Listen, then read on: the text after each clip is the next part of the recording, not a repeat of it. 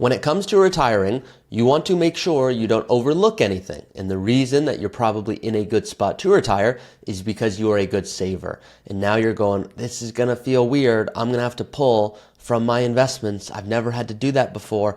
What if I get unlucky? What if markets go down?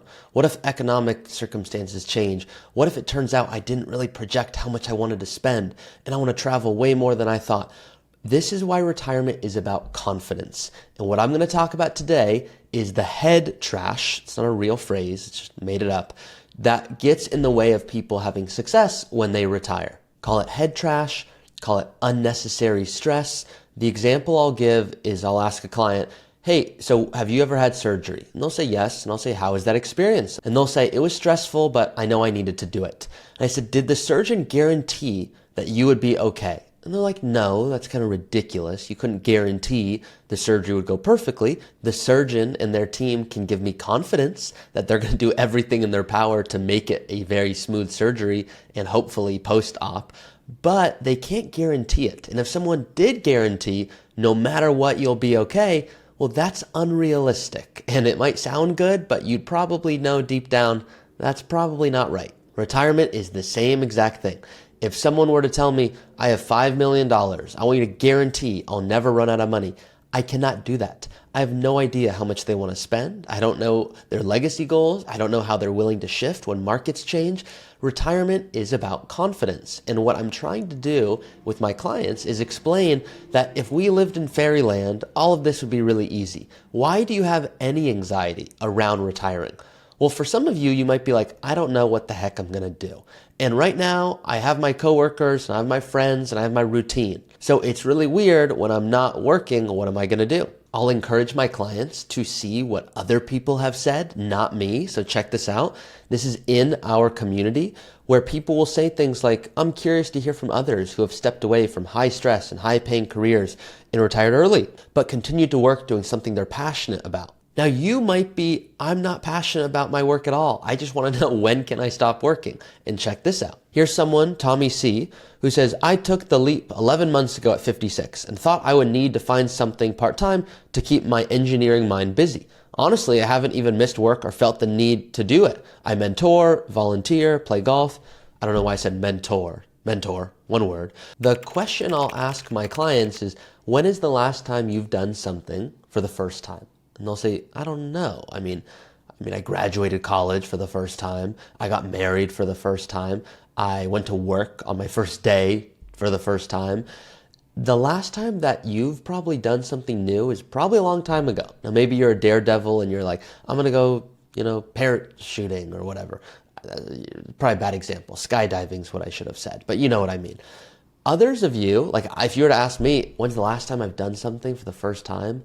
Looks like I'm looking into the abyss thinking, but honestly, like the last thing I've done for the first time, probably try sushi. I know that's a weird one, but I was just never a big sushi guy and I tried it and that's the first thing that came to my head. So this is me saying for you, it's gonna feel weird. If it didn't feel weird, that would make me weird. If I were to ask a client, so are you like totally comfortable and no worries about retirement? And they would be like, yeah, like what's there to worry about? Like I know stuff could change, but it's gonna be fine.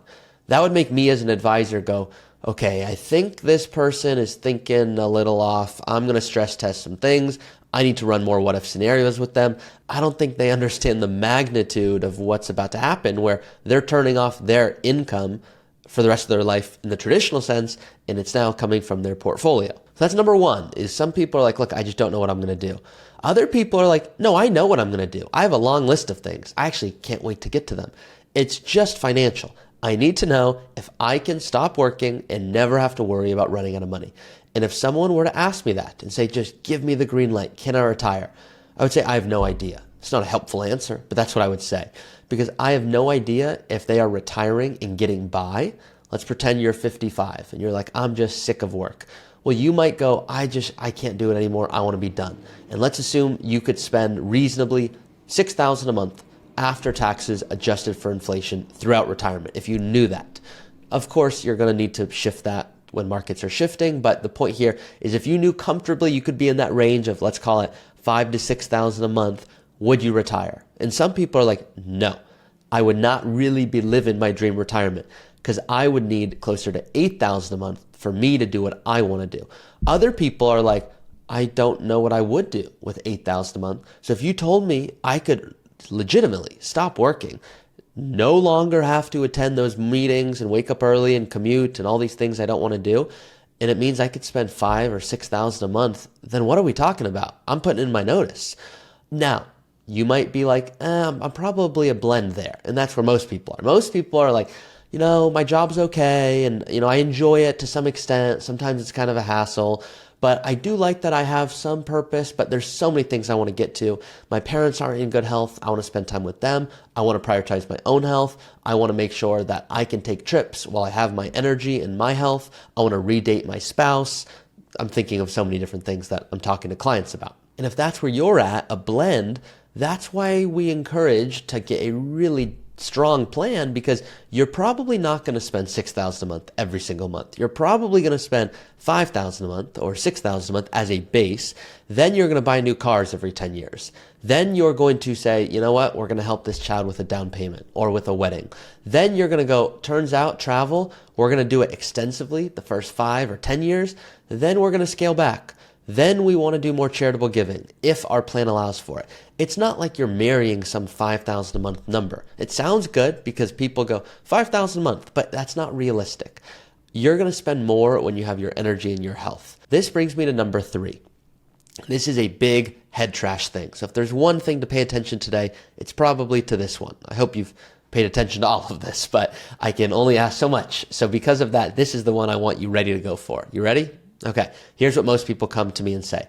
I'm really worried to retire early because what if I retire too early, spend too much money, and I get unlucky? Meaning markets go down, I've got markets going down, I've got healthcare expenses, I've got travel, and I've got kids in college, and I don't have another income source helping out yet. There's no Social Security. I don't have maybe rental income or inheritance. So I want to retire early. I don't love my job, but it's all up to my portfolio. And I'm worried if I spend too much too quickly, I'll have to go back to work. That's what most people are coming to me saying. You might feel some variation of that. And so the way I'll explain it is I will say, are you going to have better energy and health today or in 15 years? And they'll say today. And I'll say, well, the mistake most people make is they go, I don't have Social Security yet. I've got kids in college. I'm going to spend less money so that future me is 100% okay. Now, I want future you to be 100% okay. Make that crystal clear. I hope that's the case, that you understand that about me, which hopefully you should just feel from a gut perspective. But I want 100% you okay, but I don't need you at 80 to have $12 million when you would say, Ari, why didn't you give me more confidence to spend more money when I had my energy and my health, when I wanted to do these things? Because now I've got 12 million and I don't really need 12 million. If I had 6 million, I'd be more than okay doing what I want to do. And at that point of my life, when I'm 75, I'm going to have Social Security helping out while I'm probably going to be spending less money because my health is probably not in the same spot to travel like when I was in my 50s. And most people will go, that makes sense. So my question to you, does that make sense to you? I'm just trying to take traditional logic and put this into retirement planning. So if you're not aware already, the videos I make are around retiring with confidence. It's all about ensuring you're retiring going, I have a plan. Yeah, markets are going to decrease. And when that happens, I'm going to take 3 trips this year, not 5. But I already have a year's worth of cash reserves that I have set aside. So I don't have to worry if I were to spend a little bit more. It just means I need to make sure my allocation is in the right spot. It might mean me going to a client saying, look, right now, the plan is we're going to do additional Roth conversions while markets are down. So when the market recovers, all that growth is tax-free forever. And then if your children inherit this money, they don't have to pay taxes. So you're doing it as a legacy play.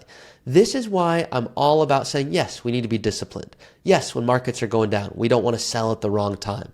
But we don't just sit and do nothing. There are things you can do to be proactive, which is why I am the weird advisor that will say, everyone doesn't need an advisor. Now, sometimes I get in trouble from other firms when I say that because they're like, you're hurting my business. And I'm like, I don't care. The point here is it's about timing. If someone were to reach out to me who's 50, going, I'm going to retire in 5 years, what do? I'd say, I don't know if you need an advisor. You might need to shift where you're saving to a 401k, maybe put more into the superhero account I talk about. But you probably don't need to pay an advisor for ongoing guidance if there's nothing for that advisor to manage. If all your money's in a 401k, you don't need to pay someone $10,000 a year to say, here's how you should rebalance. I don't believe in that. What I believe is when you're generally anywhere from 1 to 5 years out from retirement, there's a level of complexity where if you have a brokerage account or an IRA or a Roth IRA or other moving pieces that an advisor can manage, they can prepare that income to be ready. So prepare your investments to be ready to begin that income. Because I'll have people go, I'm going to retire in 5 years. Then they go, business shifted, politics shifted. I want to retire earlier. Well, if you start too late, well, now your investments might not be set up properly. And now your income won't begin at the level you want it to begin. So it's all about timing. Is there something an advisor can work with? Which is why for a lot of people, I'll say use what is the Early Retirement Academy, which is designed to help everyone, no matter what stage of life you're in. So if you're looking for more information on that and the software that I use to help people plan, you can check that out below. Ultimately, I don't want anyone to retire and go, I feel like I'm going to have to get lucky. And I feel like I'm just going to spend money and, I know I have Social Security, so I know I'm going to be able to eat and have a roof over my head. And I just want to pay off that mortgage as soon as I can. So I know no matter what, I've got my basics covered. I'm not against that line of thinking. I think that's very normal. You're a human. You're not a robot. But what I don't want you to do is get so into the weeds that you go, oh, this is too much. There's like healthcare and there's tax strategy and estate planning and insurance and investments and which account do I withdraw from, that you go, I'm not going to look into retiring early. That is you cheating yourself, and that is why we are here. We want to help give you the confidence to go, I know I'm in a good spot and I'm retiring, and if I'm the most unlucky person ever in the history of the world, I'm still going to be okay. And that's what good planning is all about. So hopefully this video was helpful to just kind of remove some unnecessary head trash. My partner James will say this often, and he'll say it way better than I with his analogies, but time is the only non-renewable currency. You cannot get that back. So do you want to spend your time becoming a financial advisor? A lot of you are watching these videos because you truly love it, and that's different. But if you're watching these videos going, look, I'm really just trying to learn. I don't really want to spend my time doing this in retirement, but I'm trying to prepare well, that's okay.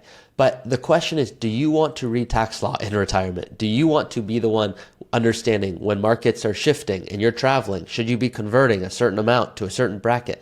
Probably not. So most of my clients resonate with the following phrase, which is when you work with us, you're still the CEO. That doesn't change, but you're adding a CFO. And it's our job to make sure everything happens properly. We are a team. It's like when you fight with your spouse about anything. I'll remind my fiance, I'll say, hey, it's not me versus you. It's me and you versus the problem. So for my clients, if they're going, hey, why can't I spend more money? I go, I'd love you to spend $10 million. I also don't want future you to be mad at me if you don't have enough. So we're trying as a team to determine how much can you spend, not me telling you what to do or you telling me. We are a partnership, which is why it is Root Financial Partners. That's the name of the firm. So hopefully this resonated. If it did, you can of course reach out to work with us at Root. If you're like, hey, I just like this stuff, but who am I going to retire early with? Then share this with someone that you want to hang out with when you retire early. Because if you're 55 retiring early, you probably crushed it and your friends probably are not in a spot to retire and travel with you, which will make your retirement less fun. So that's all I got for you guys. See you next time.